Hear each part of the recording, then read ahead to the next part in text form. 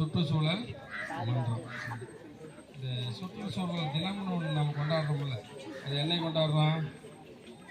June 5. June 5ஆம் தேதி சுற்றுச்சூழல் தினம் வருஷம் கொண்டாடிருக்கோம். சரி சரி, ஆக்சுவலாக என்னதான் இந்த சுற்றுச்சூழல் சொல்ல, நம்மை சுற்றி இருக்கக்கூடிய இயற்கை வளங்களை பாதுகாக்க வேண்டும்.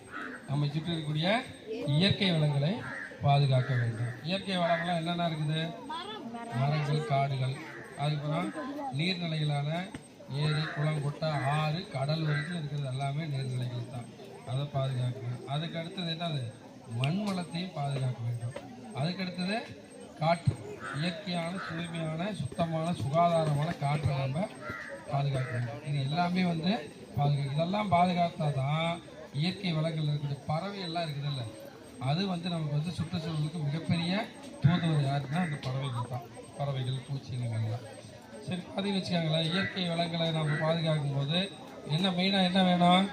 மரங்கள் தான் வேணும். அப்போ மரங்களை நாம் என்ன பண்ணோம்? அளவுக்கு அதிகமான மரங்களை நட வேண்டும். மரங்கள் நட்டால் தான் என்ன பண்ண முடியும்? மழை வரும். மழை வந்தால் தான் மற்ற இயற்கை வளங்கள் எல்லாமே உயிரினங்கள்லாம் வாழ முடியும். ஸோ அப்போ நீர் மிகப்பெரிய ஆதாரம். அதுக்கு என்ன பண்ணோம்? மழை ரொம்ப அவசியம். அப்போ அதை நாம் அதுக்கு உண்டான மரங்களை எல்லாம் எடுத்து பாதுகாக்கணும். அதுக்கு அடுத்தது நீர்நிலைகள்லாம் இருக்குது இல்லை. இப்போ நம்ம எல்லாம் பெரும்பாலும் என்ன பண்ணுறோம்? ஆறுகள், ஏரி, குளம், குட்டை, கடல்லாம் போகிறோம்.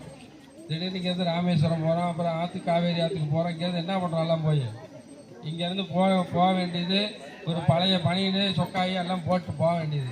அங்கே போனோன்னு என்ன பண்ணி போடுறோம்? அதெல்லாம் கழட்டி தூக்கி எஞ்சிவிட்டு வந்துட வேண்டியது. அப்போ ஆற்றோட நீர்நிலையை நாம் என்ன பண்ணுறோம்?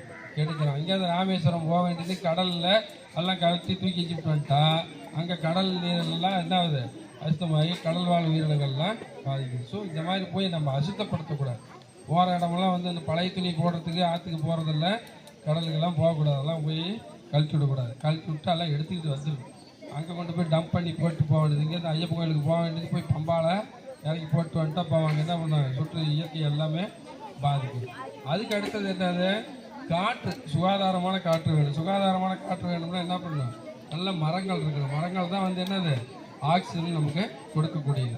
இப்போ ஹைவேஸில் பார்த்தீங்கன்னா ஒரு செடி வச்சுருக்கிறாங்க. என்ன செடி வச்சுருக்கிறாங்க? ஹைவேஸில் பார்த்தீங்கன்னா ரோட்லாம் பார்த்தீங்கன்னா நடுவில் ஒரு அரளிப்பூ செடி வச்சுருக்கிறாங்களா? அது எதுக்கு அதை வச்சுருக்கிறாங்க? அதுதான் பஸ்ஸிலேருந்து வெளியேறக்கூடிய கரும்புகை இருக்குதுல்ல, அதில் இந்த பெட்ரோல் டீசல் எரிக்கிறதுனால வரக்கூடிய கரும்புகையில் கார்பன் மோனாக்சைடு பார்த்தீங்கன்னா அதிகமாக இருக்கும்.